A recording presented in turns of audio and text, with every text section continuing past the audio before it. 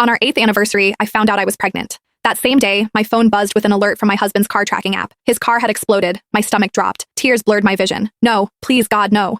After 8 years of marriage, 4 miscarriages, and countless nights spent crying myself to sleep, I finally had another chance to be a mother. But Adrian wouldn't be a part of it. Our baby would grow up without a father. I refused to accept it. I called Adrian several times. No answer. The tracker showed that his phone was across town, alive. But the app insisted his car had exploded. None of it made sense. I grabbed my keys and drove. Minutes later, I spotted his black Mercedes parked in a deserted lot. It was untouched. No smoke, no damage. Relief flooded through me. The app must have malfunctioned again. It had done that before. Then I paused. Why was he here? Why hadn't he picked up my calls? I stepped out quietly and moved closer. I could see shadows through the dark windows. Then a sound slipped through the half-open window. A woman's moan. A man's low groan. I froze, covering my mouth before I could gasp. My mind screamed at me to turn back, to leave, to pretend I never came here, but my body refused to obey. Through the half-open window, I saw him, Adrian with his shirt open, and his fingers tangled in long dark hair as he kissed a woman's neck. Celeste, my adopted sister. The air left my lungs. My chest caved in, but I didn't make a sound. I pressed myself against the side of the car, hand clamped over my mouth as silent tears ran down my face. Adrian, the man I loved and had been married to for 8 years,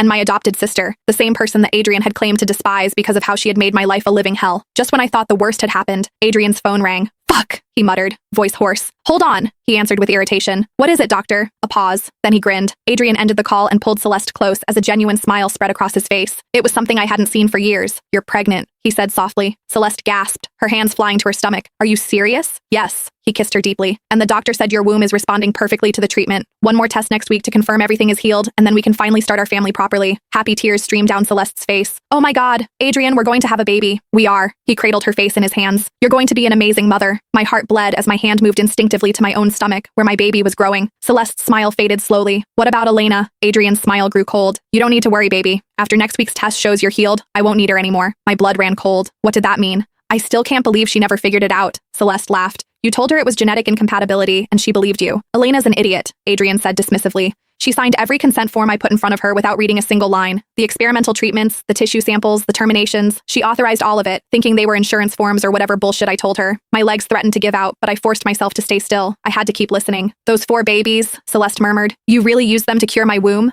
Every single one, Adrian replied without remorse. Different stages of development, different protocols, and it worked. You're cured, and you're carrying my child. Celeste giggled softly. Thanks to Elena's babies. My knees went weak, and I almost dropped to the floor. It became hard to breathe, and my ears rang. My vision blurred, and for a moment I thought I would lose consciousness. My 4 babies hadn't died from miscarriage. They had been murdered by their father, for my sister.